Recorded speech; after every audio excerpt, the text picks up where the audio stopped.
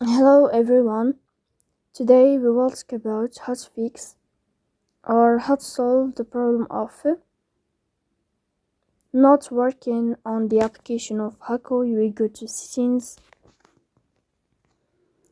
In this page we click on apps, default apps, app settings. Then you will scrolling down until you find Hacoo app. In this page of app info you will click on first stop and you will click OK. Here you will enter to the window of storage. Then we click on clear cache. In the end, you will turn off your phone and you will wait a moment to restart your phone again to fix that problem. So please don't forget to support us by like and subscribe.